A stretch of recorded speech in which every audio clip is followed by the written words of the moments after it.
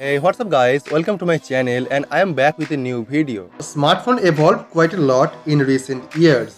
Phones are primarily used for making calls back in the day. Now we use them for almost everything. If you told me back in 2000 what this phone would be capable of in around 20 years, I would call you crazy. Smartphone धीरे धीरे इतना ज़्यादा develop हुआ है कि एक smartphone पे आपको कंप्यूटर की सभी सुविधा देखने को मिल रहा है और आप अपने स्मार्टफोन पे कंप्यूटर की सभी बेसिक काम भी कर पाते हो, जो स्मार्टफोन रिवोल्यूशन में एक बहुत ही बड़ी स्टेप लेता है। आज की तारीख पे प्रीमियम ग्रेड स्मार्टफोन की प्राइस इतना ज़्यादा हो गया है जो हम लोग पहले सोचे भी नहीं थे, और स्मार्टफोन की प्राइस हर साल कुछ ना कुछ ज़्यादा इंक्रीज हो रहा है, जो स्मार्टफोन यूजर के लिए एक झटका हो सकता है। और अभी जो है प्रीमियम स्मार्टफोन की प्राइस इतना ज़्यादा है ताकि आप ये खरीदने से पहले आपको कुछ सोचना पड़ेगा।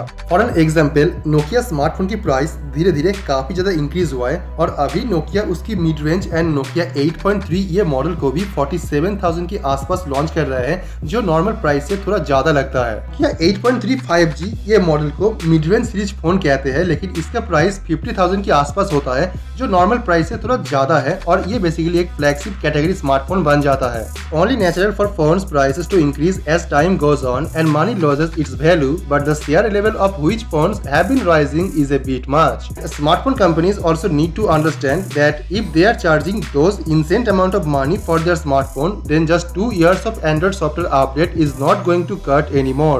And in most cases, अगर कोई स्मार्टफोन पे सॉफ्टवेयर की अपडेट नहीं होगा तो वो फोन की यूजर एक्सपीरियंस काफी खराब हो जाता है, और एक अगर कोई प्रीमियम स्मार्टफोन होगा तो उसमें आपको 3 साल की सॉफ्टवेयर अपडेट तो जरूर मिलना चाहिए। लेकिन यहाँ पे देखा जाए बाकी सभी कंपनी सिर्फ 2 साल की अपडेट देती है, जिसकी वजह से फोन भी स्लो हो जाते हैं और फोन की यूजर एक्सपीरियंस बैड से बहुत ही खराब हो जाता है। You see this persists in the Android community, but on the iOS side this is not a issue at all.